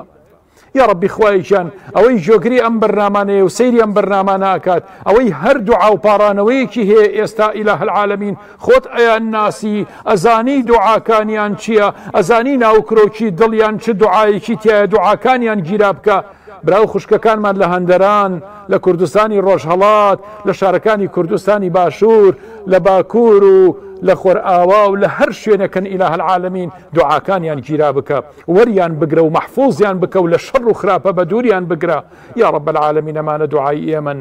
و زۆر زیاتر ئەوەی کە لای تۆیە تۆ قبوڵی ئەەکەیت و بۆمان جێبەجێەکەی زیاترە لەوەی کە ئێمە هەستی پێەکەین و بە دوعایە زانین و ئەپارڕینەوە یا رب يا ربي خويا خير وبيري دنيا وقيامة بريجة بسرمانا يا رب العالمين ربنا آتنا في الدنيا حسنة وفي الآخرة حسنة وقنا عذاب النار وقنا عذاب النار وقنا عذاب النار اللهم آمين آمين يا مجيب السائلين ويا أرحم الراحمين سبحان ربك رب العزة عما يصفون وسلام على المرسلين والحمد لله رب العالمين والسلام عليكم ورحمة الله وبركاته.